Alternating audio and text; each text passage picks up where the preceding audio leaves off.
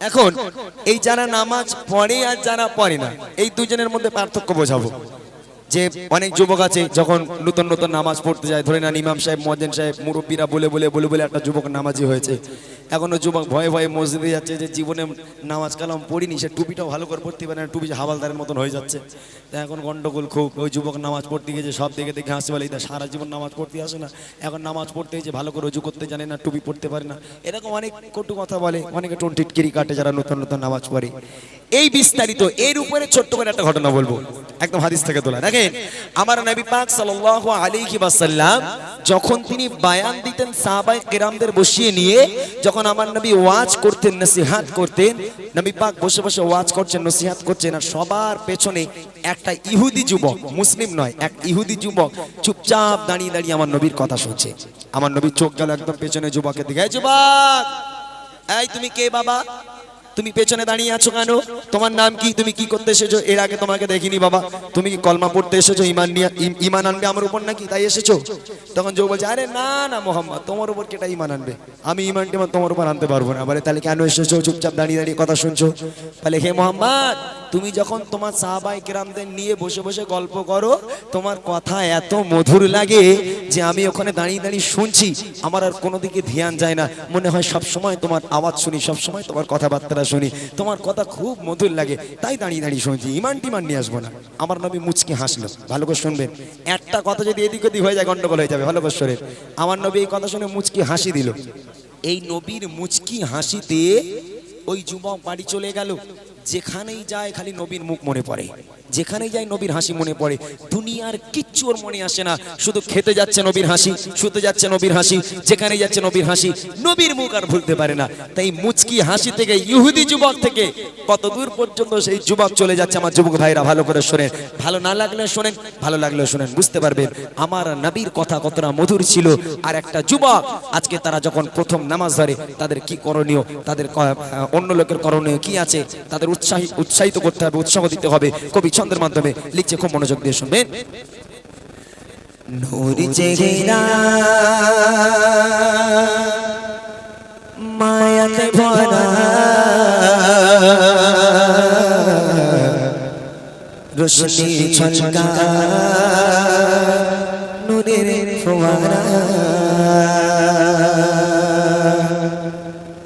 নূর চেহারা মায়াতে ভরা, রোশনি ঝলকা নূরের ফোয়ারা, নূর চেহারা মায়াতে ভরা, রোশনি ঝলকা নূরের ফোয়ারা, দেখি তো যারা হয়ে ইশারা, দেখি অপরূপ রূপের নজারা, দেখি তো যারা হয়ে ইশারা, দেখি অপরূপ রূপের নজারা, ঠোঁটের মাঝে আছে জাদু মধুতে ভরা, ঠোঁটের মাঝে আছে জাদু মধুতে ভরা, একবার দেখলে চাই মন দেখতে দুবারা, নূর চেহারা মায়াতে ভরা, রোশনি ঝলকা নূরের ফোয়ারা, দেখি তো যারা হয়ে ইশারা, দেখি অপরূপ রূপের নজারা, ঠোঁটের মাঝে আছে জাদু মধুতে ভরা, ঠোঁটের মাঝে আছে জাদু মধুতে ভরা, একবার দেখলে চাই মন দেখতে দুবারা, নূর চেহারা মায়াতে ভরা, রোশনি ঝলকা নূরের ফোয়ারা, দেখি তো যারা হয়ে ইশারা, দেখি অপরূপ রূপের নজারা। এই যুবক, কেন দাঁড়িয়ে আছো? তুমি ঈমান আনবে না? মুহাম্মদ, তোমার উপর ঈমান আনবো না, তোমার উপর কলমা পড়তে পারবো না। তাহলে কেন এসেছো? তোমার কথা শুনতে ভালো লাগে, তোমার কথা মধুর মতো লাগে, তাই দাঁড়িয়ে দাঁড়িয়ে শুনছি। এবার দেখেন কি হচ্ছে। নবীর কাছে এসে বসে এক ইহুদি, প্রশ্ন তারি করে আমার দয়ার নবী, নবীর কাছে এসে বসে এক ইহুদি, প্রশ্ন তারি করে আমার দয়ার নবী, কেন এসেছো বলো আমার দরবারে, কেন এসেছো বলো আমার দরবারে, তাকিয়ে আছো কেন আমার মায়ের নজরে আনবে কি ঈমান পড়বে কলেমা আনবে কি ঈমান পড়বে কলেমা যুবক বলে ঈমান আনবো না নূর চেহারা মায়াতে ভরা রোশনি ছলকায় নূরের ফোয়ারা দেখি তো জানা হয়ে দিশারা এই অপরূপ রূপের নজারা ঠোঁটের মাঝে আছে জাদু মধুতে ভরা ঠোঁটের মাঝে আছে জাদু মধুতে ভরা একবার দেখলে চাই মন দেখলে তোমার নূর চেহারা মায়াতে ভরা রোশনি ছলকায় নূরের ফোয়ারা দেখি তো জানা হয়ে দিশারা এই অপরূপ রূপের নজারা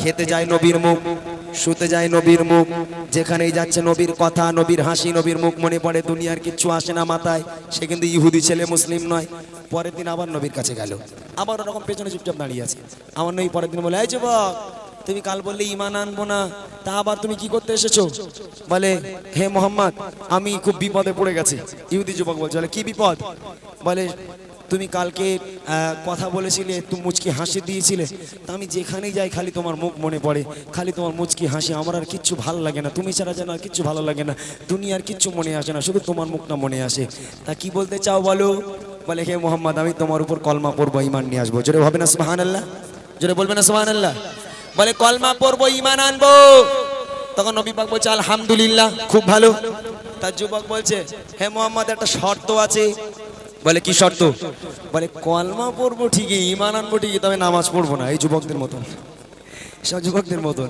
ওই যুবক বলছে আমি কলমা পড়বো তোমার উপর ঈমান আনবো কিন্তু আমি নামাজ পড়তে পারবো না নামাজ টামাজ পড়তে আমার ভালো লাগে না আমার নবী মুচকি হাসি দিয়ে বললো ঠিক আছে বাবা তোমার নামাজ মাপ ভালো করে শুনবেন এদিক ওদিক যেন না হয় রসুল বলছে তোমার নামাজ মাপ তুমি ঈমান আনবে এটাই অনেক তোমার নামাজ পড়া লাগবে না চলে যাও ঈমান আনলো রসুলের হাতে হাত দিয়ে কলমা পড়ে মুসলমান হয়ে গেল কিন্তু শর্ত রেখেছে নবীর কাছে হে মোহাম্মদ কলমা পড়লাম নামাজ পড়তে পারবো না ঠিক আছে বাবা তোমার নামাজ পড়তে হবে না এইবার দেখেন কি হচ্ছে বলে আবার যুবক এসে নবীর কাছে আপনার জায়গাটা জানো হৃদয়ে ভাসে বলে আবার যুবক এসে নবীর কাছে আপনার জায়গাটা আমার হৃদয়ে ভাসে যেদিকে তাকাই শুধু আপনারই ওই ছবি যেদিকে তাকাই শুধু আপনারই ওই ছবি আপনি ছাড়া মনে হয় জানো আদার সবই আনিব ঈমান পড়ব কলেমা আনিব ঈমান পড়ব কলেমা তবে আমি নামাজ পড়ব না আনিব ঈমান পড়ব কলেমা তবে আমি নামাজ পড়ব না নবী চেহারা মায়াতে ভরা রোশনি ছলকায় নূরের ফোয়ারা দেখি তো যারা হয়ে দিশাহারা এই অপরূপ রূপের নজারা ঠোঁটের মাঝে আছে জাদু মধুতে ভরা ঠোঁটের মাঝে আছে জাদু মধুতে ভরা একবার দেখলে চাই মন দেখলে তোমার নূর চেহারা মায়াতে ভরা রোশনি ছলকায় নূরের ফোয়ারা দেখি তো জানা হয়ে দিশাহারা এই অপরূপ রূপের নজারা যুবক বলেছে নামাজ পড়বো না মসজিদুন নববী শরীফের বাইরে যুবক বসে আছে মসজিদে যাবে না একের পর এক সামনে দিয়ে রাস্তা দিয়ে সব সাহাবায়ে কেরাম মসজিদে ঢুকে গেল পুরো এলাকা ফাঁকা হয়ে গেল কেউ আর এলাকায় নেই নবীর সব সাহাবা সাহাবীগণ চলে গেল মসজিদে নামাজ পড়ার জন্য শুধু ওই যুবক একা বাইরে বসে আছে ভালো করে শুনবেন তো ওর মনটা খারাপ হয়ে গেল যা সবাই মসজিদে ঢুকে গেল আর আমি একা বাইরে একটা লোক নেই এখানে ও একা খুব বোরিং লাগছে তোর মনটা ভালো লাগলো না পরের দিন আবার নবীর কাছে গেল নবী বায়ান দিচ্ছে আবার পেছনে দাঁড়িয়ে আছে আর নবী বলে এই যুবক আবার কি তুমি তো নামাজ পড়বে না বলেছো আবার কেন এসেছো বলে ইয়া রাসূলুল্লাহ ইয়া হাবিবাল্লাহ খুব পেরেশানিতে আছি বলে কি পেরেশানি বলে আপনারে কাল বলেছিলাম নামাজ পড়বো না তো সব ঠিক আছে তা আমি একা একা বাইরে বসে বসেই বা কি করবো সবাই তো মসজিদে চলে যাচ্ছে নামাজ পড়তে পুরো এলাকা ফাঁকা আর আমি একা একা বাইরে বসে ভাল লাগে ও আমি একা একা বসে থাকতে পারবো না তা কাল থেকে আমি নামাজ পড়বো আমার নবী একবার জোর করেছে যুবক বলছে কাল থেকে আমি নামাজ পড়বো আর নবী বলে আলহামদুলিল্লাহ খুব ভালো চলে যাবে মসজিদে নামাজ পড়ার জন্য বলে ইয়া রাসূলুল্লাহ তবে একটা শর্ত আছে বলে আবার কি শর্ত ভাই তোমার বলে ইয়া রাসূলুল্লাহ আমি নামাজ পড়বো কিন্তু ওযু করবো না অজু করতে আমার ভালো লাগে না। ভালো করে শুনবে যুবক, বলছি নামাজ পড়বো কিন্তু আমি অজু করবো না, আমার অজু টজু করতে ভালো লাগে না। আমার নইবাগ মুচকি হাসি দিল, ঠিক আছে তোমার জন্য অজু মাপ, তুমি বিনা অজুতে মসজিদে যাবে নামাজ পড়ার জন্য। এবার দেখেন কি হচ্ছে, পুনরায় এসে আবার বলে ওই যুবক, একা একা লাগে যখন নামাজে যায় সারা। পুনরায় এসে আবার বলে ওই যুবক, একা একা লাগে যখন নামাজে যায় সারা। যাবো আমি পড়তে নামাজ সবারই সাথে, যাবো আমি পড়তে নামাজ সবারই সাথে, তবে আমার ছোট একটা শর্ত আছে, পড়িব নামাজ, পড়িব নামাজ, পড়িব নামাজ, অজু করব না, পড়িব নামাজ, অজু করব না, অজু করতে ভালো লাগে না, পড়িব নামাজ, অজু করব না, অজু করতে ভালো লাগে না। ঠোঁটের মাঝে আছে জাদু মধুতে ভরা, ঠোঁটের মাঝে আছে জাদু মধুতে ভরা, একবার দেখলে চাই মত দেখলে তোমারা, নূর চেহারা মায়াতে ভরা, রোশনি ঝলকায় নূরের ফোয়ারা, দেখি তো জানা হয় ইশারা, দেখি অপরূপ রূপের নজারা। এই এলাকায় কোন যুবক আছে যারা বিনা ওজুতে নামাজ পড়ে? এরকম যুবক দেখেছেন? তবে একটা গল্পে আমরা শুনেছিলাম, আমাদের ওস্তাদদের মুখে গল্প করেছিল, বলে ইমাম সাহেব রমজান মাসে নামাজ পড়াবে, এখন সারা বছর ইমামের মাইনে দিচ্ছে 300 টাকা 400 টাকা ইমামের মাইনে। এখন রোজার মাসে ইমাম বলেছে ভাই 300 টাকা তো রোজার মাসে হয় না, তারা কাজ করো তোমরা, ওটা বাড়িয়ে টাড়িয়ে আমার একটা কাজ করো, আমার 1000 টাকা করে তোমরা দাও, মোটামুটি মাসে আমাকে 1000-1200 দাও, তাহলে আমার সংসারটা ভালো করে চলবে।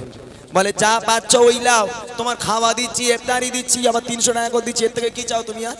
তখন ইমাম বলে তবে রে বেটা, 1 মাস নামাজ পড়ে গেছে অজু করবি। যখন টাকালি দিয়েছে বলে ইমাম সাহেব আমাদের পাল্লায় পড়লি না সব ইমাম ঠান্ডা হয়ে যায়। তখন ইমাম বলতে ভাই মাদ্রাসা ছেলেদের কাছে বললে লোক ঠান্ডা হয়ে যায়। বলে কেন? বলে তুমি আমার 300 টাকা দিয়েছো, খুব ভালো করেছো। বলে তা কি হয়েছে?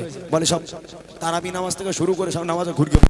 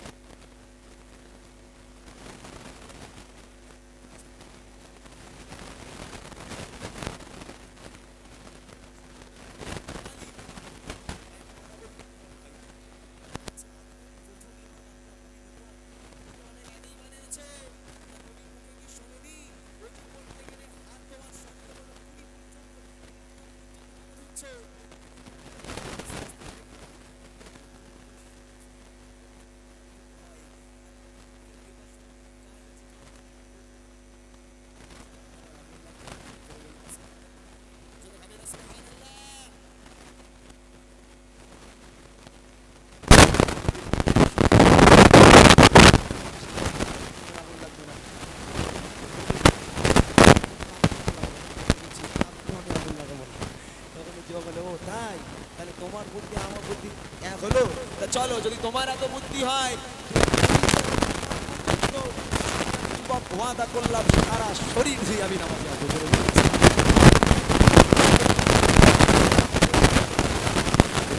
সেই যুবক ইহুদি যুবক কান্না করেছে, সেই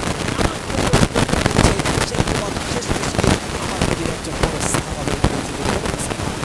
ইসলাম এটাই শেখায় যে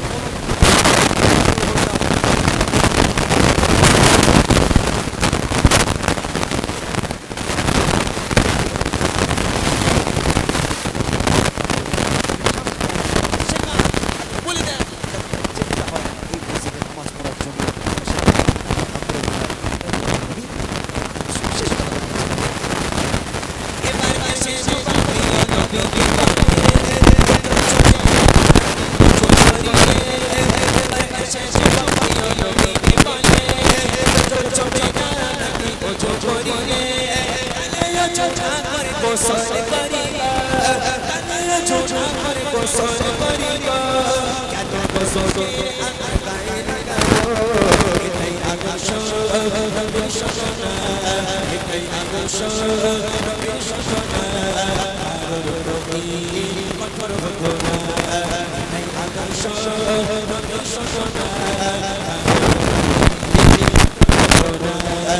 বুঝে জিয়া আয়াতে পড়া শরীর ছন্না নবীর ফোয়ারা খিতো যারা হয় নিশানা এই অমরো রোদের নাজারা কটের মাঝে আছে জাদু মধু ভরা কটের মাঝে আছে জাদু মধু ভরা একবার দেখতে যাব দেখতে তোমারা বুঝে জিয়া আয়াতে পড়া শরীর ছন্না নবীর ফোয়ারা খিতো যারা হয় নিশানা এই অমরো রোদের নাজারা বুঝে জিয়া